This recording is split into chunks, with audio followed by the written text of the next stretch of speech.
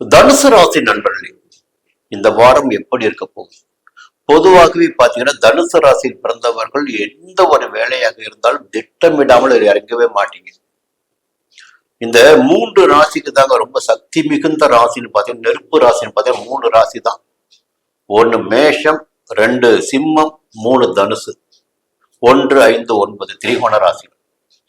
அந்த தனுசு ராசியுடைய ராசிநாதன் பாத்தீங்கன்னா குரு பகவான். எல்லாம் இந்த 3 ராசிகளுக்குள்ள பாத்தீங்கன்னா கேது இருப்பாரு, சுக்கிரன் இருப்பாரு, சூரியன் இருப்பாரு. மேஷத்திலயும் 3 பேர் இருப்பாங்க, சிம்மத்திலயும் 3 பேர் இருப்பாங்க, இங்கேயும் 3 பேர் இருப்பாங்க. குருவுடைய ஆதிக்கத்தில் பிறந்திருந்தாலும் சில நட்சத்திரங்களுடைய பிறப்பின் காரணமாக கேதுவில் பிறந்திருக்கலாம், சுக்கிரனில் பிறந்திருக்கலாம், சூரியனில் பிறந்திருக்கலாம் நட்சத்திரங்கள். சரி, பொதுவாகவே குருவுடைய ஆதிக்கம் இருப்பதால் திட்டமிடாமல் எந்த வேலையிலும் இறங்க மாட்டீங்க. சரி, இந்த வாரம் எப்படி இருக்கு? இந்த வாரம் உங்களுக்கு யோகமான வாரங்க. அது ஒரே வரியில சொல்லிட்டு முடிச்சிடலாம். நல்ல வாரம். சரி, எப்படி சொல்றீங்கன்னு பாத்தீங்கன்னா, ஞாயிற்றுக்கிழமை, திங்கட்கிழமை, செவ்வாய்க்கிழமை உங்கள் விருப்பங்கள் பூர்த்தியாகும். சந்திரனுடைய சஞ்சாரம் உங்களுடைய ராசிக்குள்ள, புரியுங்களா? அதுக்கு முன்னாடி பாத்தீங்கன்னா சனிக்கிழமை ரொம்ப டைட்டா இருப்பீங்க. நிறைய செலவு, அலைச்சல், பிரச்சனைன்னு. இந்த ஞாயிற்றுக்கிழமை காலை தொடங்கி உங்க வாழ்க்கையில் ஒரு மாற்றம் இருக்கும். ஒரு குலதெய்வ வழிபாடு, ஆலயங்களுக்கு போவது, குடும்பத்தினோடு நேரத்தை ஒதுக்குவது, ஒரு புதிய முயற்சியில் ஈடுபடுவது, வெளியூர் போறது, ஜாலியா இருக்கிறது, இப்படி சந்தோஷமான நாட்களாக ஞாயிற்றுக்கிழமை, திங்கட்கிழமை, செவ்வாய்க்கிழமை இருக்கும். புதன்கிழமை, வியாழக்கிழமை கையில பணப்பழக்கம் இருக்கும். பழைய கடன்களை அடைக்க முடியும், புதிய பொருட்கள் வாங்க முடியும். வெள்ளிக்கிழமை, சனிக்கிழமை முயற்சியால் வெற்றி பெறக்கூடிய நாட்களாக இருக்கும். பொதுவாக இந்த சந்திர பகவானின் சஞ்சாரம் இந்த வாரம் முழுவதும் உங்களுக்கு சாதகமாக இருக்கிறது. இன்னொரு பக்கம் பாத்தீங்கன்னா ராகு பகவான் 3ஆம் இடத்துல, யோகக்காரகன், போகக்காரகன் ராகு பகவான் 3ஆம் இடத்துல, முயற்சி ஸ்தானத்துல. சந்தோஷத்துக்கு குறைவு இருக்காதுங்க. உங்களுக்கு தைரியம் இருக்கும், தைரியமா செயல்படுவீங்க. இதை அடைய வேண்டும் என்று முடிவு செய்து விட்டால் அதை அடைந்து விட்டுத்தான் மறு வேலையை பார்ப்பீங்க.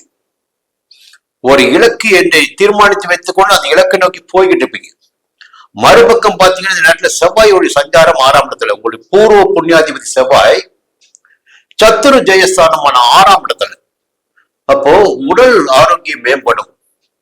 எதிர்ப்புகள், வியாபாரத்தில், தொழிலில் ஏற்பட்ட எதிர்ப்புகள், போட்டிகள், பிரச்சனைகள், உத்தியோகத்தில் இருந்த நெருக்கடிகள் எல்லாம் விலக ஆரம்பிக்கும். வழக்கு இழுபறியாக இருந்த வழக்கு உங்களுக்கு ஜெயமாகும். செவ்வாய் சஞ்சாரம் சாதகமாக இருக்கிறது. இன்னொரு பக்கம் பாத்தீங்கன்னா சுக்கிரன் உங்கள் லாபாதிபதி அவர் தான். அது சுக்கிரன் எப்படி இருக்காருங்களா? அப்போ மற்றவங்களை கூப்பிட்டு உதவி செய்யக்கூடிய நிலையை உங்களுக்கு கொடுத்திருக்கிறார்.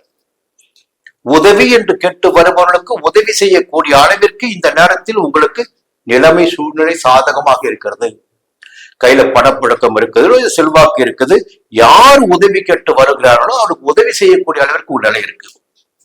சனி வக்ரமா இருக்காரு, அர்த்தாஷ்டம சனி வக்ரமா இருக்காரு, அஷ்டம குரு அஸ்தமனமா இருக்காரு, புரியுங்களா? அதனால எந்த பிரச்சனையும் கிடையாது. வெள்ளிக்கிழமை முதல் புதன் 8ஆம் இடத்துக்கு வராரு. அப்போ புதிய இடம் வாங்குறது, புதிய ஒப்பந்தம் கிடைக்கிறது, பண விவகாரங்கள் எல்லாமே பாத்தீங்கன்னா இந்த வாரம் உங்களுக்கு யோகமா இருக்குங்க. எல்லாம் யோகமா இருக்கு. அதே நேரத்துல பாத்தீங்கன்னா அவங்க பாக்கியாதிபதி இருக்கா பாருங்க, யாரு? சூரியன். அவரு போய் அஷ்டமஸ்தானத்துல. அப்போ உத்தியோகத்தில் இருப்பவர்கள் பாத்தீங்கன்னா கொஞ்சம் கவனமா இருந்துக்குங்க. எப்படிங்க? வேலையை கரெக்டா பொறுப்போட செஞ்சு முடிங்க, எந்த பிரச்சனையும் வராது. பொதுவா இந்த வாரம் உங்களுக்கு யோகமான வாரம். மீண்டும் அடுத்த வாரம் பாருங்க.